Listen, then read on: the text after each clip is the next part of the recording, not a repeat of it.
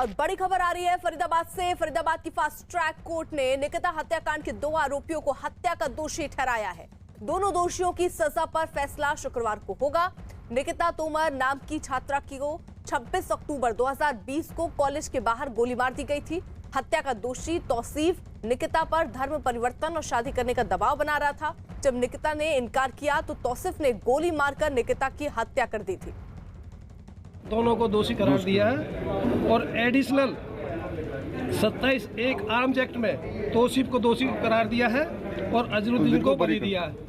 और ये जो क्वांटम पे जो बेस पे जो कन्विक्शन जो सुनाई जाएगी, सजा सुनाई जाएगी, वो 26/3/2000 यानी अजरुद्दीन को बरी कर दिया है। इन साक्ष्यों का अभाव में बरी किया गया है। अब ये तो कोर्ट जजमेंट आएगा तब पता लगेगा। जजमेंट के बाद जब जजमेंट आने के बाद ही क्लियर होगी। अपना पूरा नाम बता दिया राहुल। एदल सिंह रावत एडवोकेट। आप बताएंगे कि दोषी करार दिया गया है, क्या बोलेंगे आप इस पे? दोषी 26 तारीख को पता चलेगा क्या सजा देंगे, लेकिन दोषी करार दे दिया गया है। दोषी मान लिया गया, दोषी मान लिया गया है। 26 तारीख को सजा क्या होगी वो 26 तारीख को बताएंगे। मतलब सजा के बाद आप फैसला करेंगे। आप क्या चाहते हैं? आप क्या चाहते हैं? फांसी की मांग करते हैं। फांसी मिलनी चाहिए, इससे कम सजा। तो आज भी फांसी की मांग करते हैं। लेकिन एक आरोपी को बरी कर दिया है, अजरुद्दीन को। ये कोर्ट का फैसला है। हम कोर्ट के फैसले का सम्मान करते हैं। कोई प्रतिक्रिया नहीं करेंगे कोर्ट के फैसले के खिलाफ। फैसले का सम्मान करते हैं। कोर्ट के फैसले का सम्मान करते हैं, कोई प्रतिक्रिया कोर्ट के फैसले के खिलाफ नहीं करेंगे। हम कोर्ट के फैसले का पूरी तरह सम्मान करते हैं और कोर्ट ने जो फैसला देगा वो सम्मान करेंगे, उसका मान्य रखेंगे। ठीक है, चलिए। दीपक बिष्ट हमारे साथ हमारे सहयोगी इस वक्त जुड़ चुके हैं। दीपक, यानी अब 26 तारीख को सजा का ऐलान होगा। एक आरोपी बरी भी किया गया है, कुछ पता चल पाया अभी और क्या जानकारी?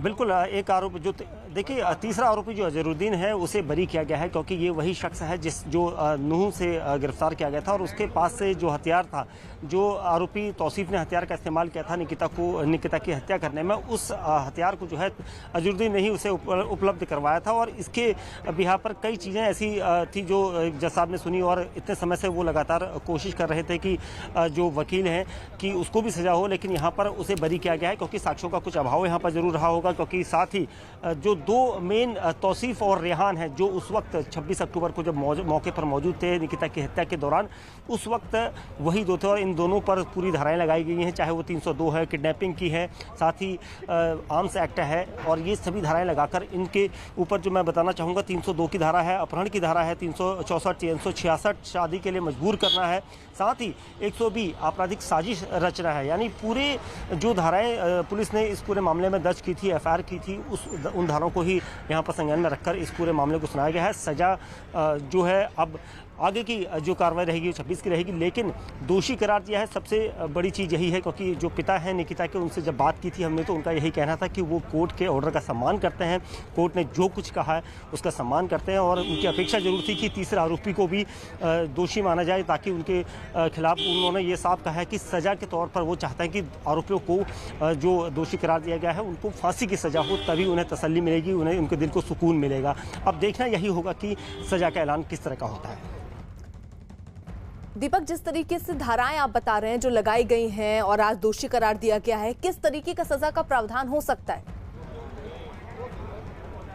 देखिए धारा 302 जो है पूरी तरह से हत्या का मामला है और हत्या की धारा है और इस पर 10 साल कम से कम सजा का प्रावधान है और उसके साथ ही फांसी की सजा भी हो सकती है, क्योंकि क्रूरता जो कहा गया है, क्रूरता यहाँ पर की गई थी और कई सारे एविडेंस जो है वो मौजूद थे, मजबूत एविडेंस के साथ यहाँ पर गिरफ्तारी हुई थी। उसके साथ ही पुलिस ने सेक्शन में उस CCTV कैमरा के फुटेज को कैप्चर किया था, साथ ही जो उनकी जो निकिता थी उसकी दोस्त का पूरा बयान था और इसके आधार पर दोनों आरोपियों की पहचान CCTV फुटेज के आधार पर हुई थी। ये बहुत मजबूत जो है विटनेस के तौर पर यहाँ पर लिए गए थे और इसको लेकर कोर्ट पूरी तरह से इन 5 महीनों में जब सुनवाई हुई थी, बहस हुई थी, इस पूरे 5 महीने में इसको मजबूत आधार माना गया था और इसको लेकर अब सजा के रूप में जिस तरह से क्योंकि क्रूरता दिखाई गई थी और यहाँ पर ये चीज़ें अब कोर्ट को समझनी होंगी, सोचनी होंगी, क्योंकि हालांकि पीड़ित परिवार ने ये कहा है कि भी थोड़ा समझौता हो जाए और चीन नाल थोड़ा समझौता है ही फिर